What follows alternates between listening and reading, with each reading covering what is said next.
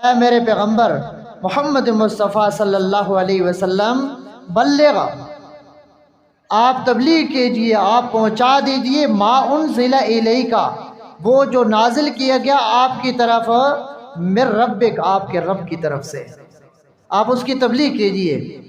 اب یہاں سب سے پہلے مخاطب کون تھے قرآن پاک کے؟ ہمارے پیارے نبی تھے۔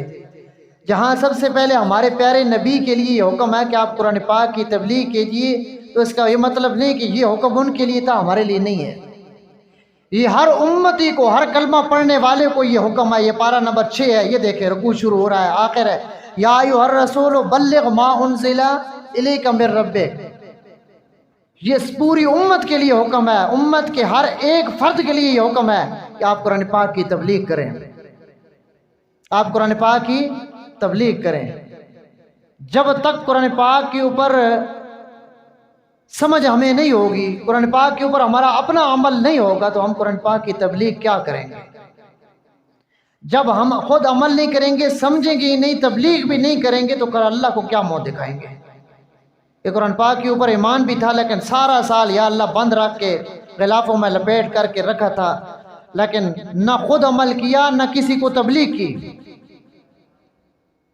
یہ اولاد کو نماز کی طرف لانا یہ قرآن پاک کا حکم ہے، کیا اس کے اوپر ہم عمل کرتے ہیں؟ نماز کا اتنی زیادہ تلقین کہ کسی اور حکم کے بارے میں اتنا نہیں آئی، یہ قرآن پاک کا حکم ہے۔ پردہ کرنا عورتوں کا، یہ قرآن پاک کا حکم ہے۔ ایک آیت کئی بار گزر چکے ہیں، یہ موضوع میں آپ کے سامنے رکھ چکا ہوں۔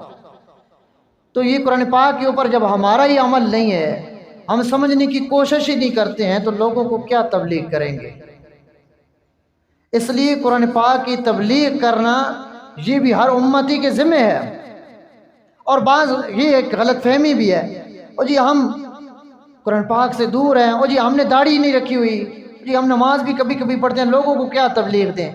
آپ تجربہ کر کے دیکھ لیں، بے شک آپ دین سے دور ہوں، اللہ ہم سب کو قریب کر دے، جتنا دور ہوں آپ مومن ہیں، یہ بہت بڑی نعمت ہے۔ آپ ایمان والے ہیں، ہم سے زیادہ حسین، ہم سے زیادہ ذہین، ہم سے زیادہ لائق فائق، 1000 گنا دنیا کے لحاظ سے بہتر وہ ایمان سے محروم بیٹھے۔ یہ تھوڑی دولت ہے، ہم ایمان والے۔ آپ لوگوں کو تبلیغ کرنا شروع کریں، یقین مانیں، پھر جا کے آپ کا ضمیر جاگے گا جو سویا ہوا ہے، کہ یار میں لوگوں کو کہہ رہا ہوں، میری اپنی حالت کیا ہے، لوگوں کو تو میں سیدھا راستہ دکھا رہا ہوں، میرا کیا بنے گا؟ آپ لوگوں کو کہیں گے لیکن آپ کا نفس آپ کو تبلیغ کرے گا، یہ ذریعہ بنے گا آپ کو سیدھے راستے پہ لانے کا۔ جب آپ نہ لوگوں کو کہتے ہیں، جب آپ نہ خود کوشش کرتے ہیں، تو یہ وجہ ہوتی ہے دین سے دوری کی اور مزید دوری کی۔ اس لیے قرآن پاک کی تبلیغ کرنا یہ قرآن پاک کا 5واں بڑا حق ہے۔ اور رہی بات کہ قرآن پاک کی یہ سارے حقوق، قرآن پاک کے اوپر ایمان لانا، قرآن پاک کی تلاوت کرنا، قرآن پاک کو سمجھنا، قرآن پاک کے اوپر عمل کرنا اور قرآن پاک کی تبلیغ کرنا۔ اب ان 5 حقوق کے آئینے میں یہ آئینہ سامنے رکھ کے ہم دیکھیں، کیا قرآن پاک کے اوپر ایمان ہے جس طرح ہونا چاہیے؟ اگر ایمان ہے تو پھر قرآن پاک کو چھوڑ کے دنیا کے پیچھے کیوں بھاگ رہے ہیں؟ جو قرآن کو سینے سے لگاتا ہے تو ساری دنیا اس کی ہو جاتی ہے۔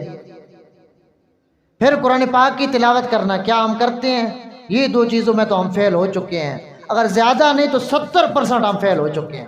نتیجہ سامنے رکھیں نا، کچھ حاصل بھی ہو، آئے ہیں بیٹھے ہیں خالی ہاتھ چلے جائیں، کیا فائدہ؟ کیا پتہ کل تک زندگی نہ ہو۔ آئے ہیں کچھ حاصل کر کے جائیں، رب کو منا کے چلے جائیں، تو یہ سب سے قیمتی گھڑی ہیں زندگی کی۔ ہماری تو زندگیاں گزر گئی ہیں، 40-50 برس ہماری زندگیاں گزر جاتی ہیں، لیکن ہم نے قرآن کو کھولا ہی نہیں ہے کبھی۔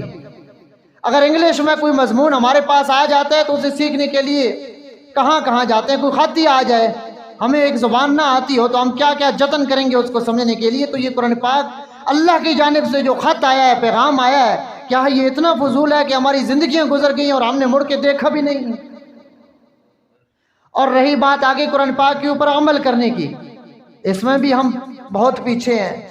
پھر قرآن پاک کی تبلیغ کی، ان 5 حقوق کے آئینے میں ہم اپنے آپ کو دیکھیں تو ہم کہاں کھڑے ہیں؟